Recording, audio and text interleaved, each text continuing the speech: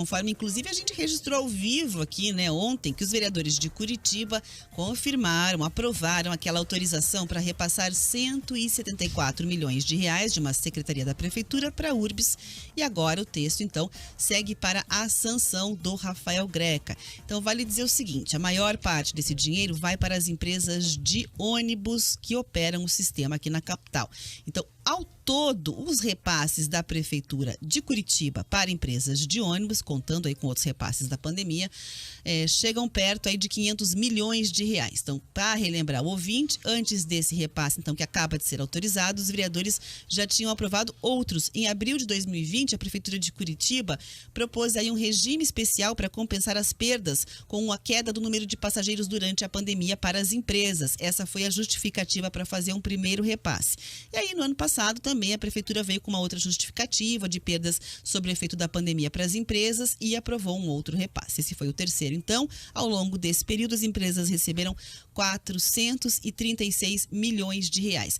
E aí a vereadora Carol D'Artora, do PT, destacou que mesmo com a aprovação de vários repasses, a Urbs deixa a desejar na contrapartida para os usuários de ônibus. E a gente percebe que não tem uma contrapartida para os usuários. Então, o transporte público de Curitiba, apesar de já ter sido muito bom e ainda ser bom visto fora da cidade, para o usuário, efetivamente, que hoje utiliza esse transporte, ele está muito obsoleto, né? A gente tem várias legislações na cidade que deveriam respeitar, que a Urbs deveria respeitar e deveria ter um diálogo, uma integração, por exemplo, entre o IPUC e a Urbs. A gente tem um plano diretor, a gente deveria ter atualizado um plano de mobilidade urbana e de transporte e consequentemente, esses diversos aportes sendo feitos que não significam a garantia do direito ao transporte das pessoas que utilizam o transporte público no cotidiano.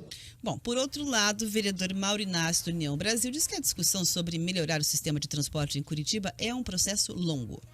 Há necessidade de melhoria? Com toda certeza. E essa casa tem buscado essa melhoria, apontando falhas, buscando soluções. Isso tem sido feito à medida que também há um custo também. Quando você propõe isenção, você tem que bancar o custo. Alguém tem que pagar essa isenção. Então, é um percurso a longo prazo. Lembrando que lá no passado, Curitiba teve ônibus pegando fogo, porque não havia renovação do transporte coletivo, da frota.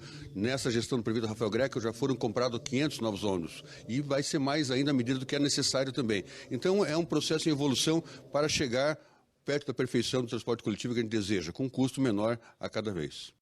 Bom, aí segundo a justificativa da Prefeitura, para a gente explicar, dos 174 milhões de reais, cerca de 132 vão para as empresas de ônibus para compensar aí a diferença entre a tarifa técnica e a tarifa social, que é aquela que a gente paga, né?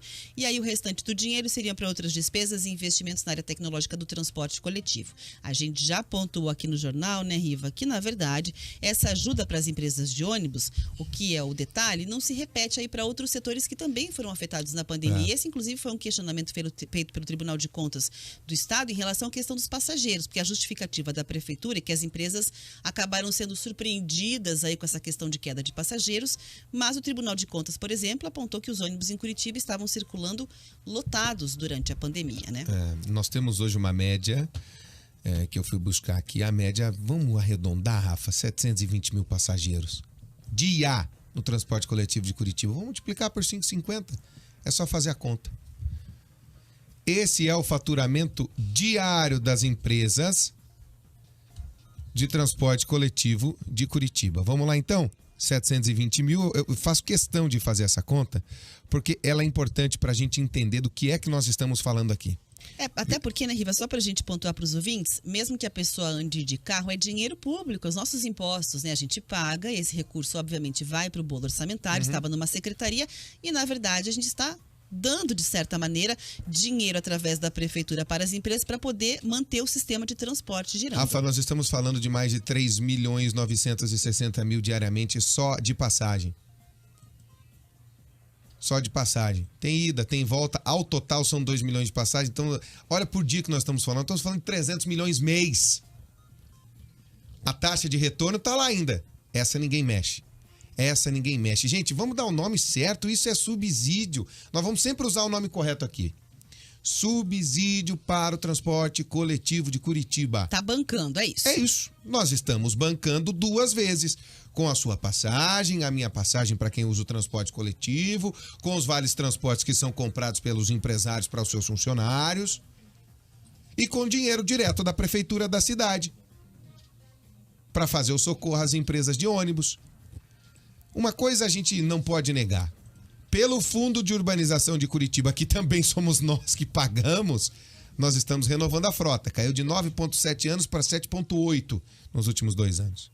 Também é preciso reconhecer que o transporte de Curitiba ainda é diferente. Funciona muito melhor do que em outras cidades, né, Riva? Ainda é diferenciado. Agora com as novas integrações da RIT, São José dos Pinhais e tudo mais, com uma passagem você dá a volta onde você quiser. E se pegar o Inter 2, então, você dá a volta no planeta Terra. Porque o Inter 2 em algum momento ele chega. Tem aspectos positivos do transporte ainda em termos de planejamento. Mas há esse entrave em relação ao dinheiro para as empresas, né, toda hora. Ao contrato.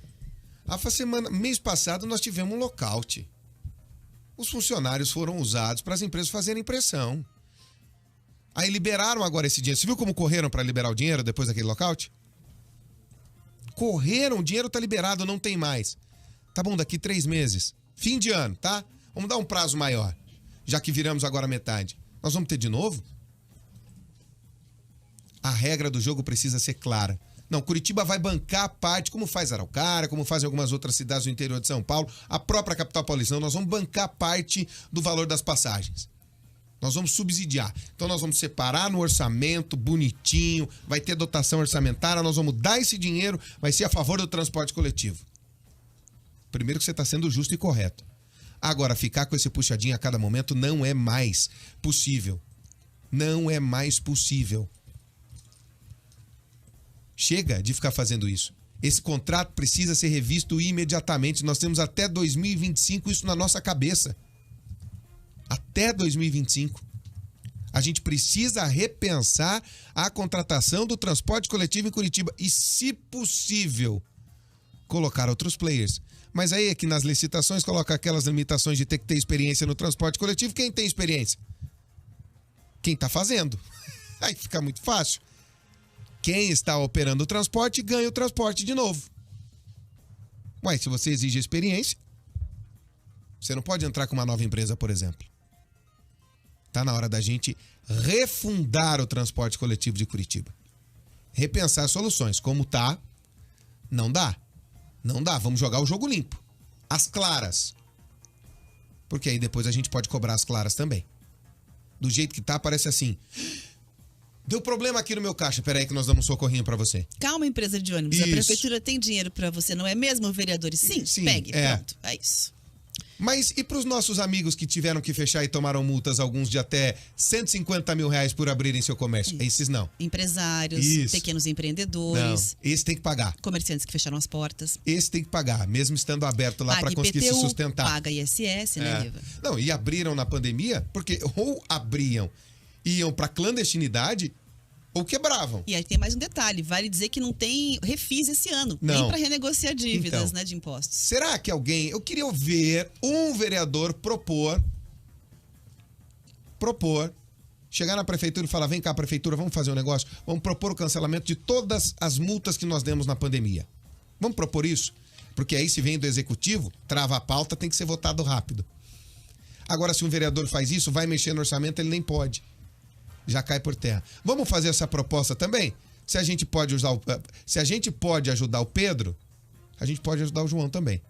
Porque afinal de contas, Pedro e João fazem parte da mesma cidade. Ou o Pedro é melhor? Parece que sim, né? Parece que sim. 10h53.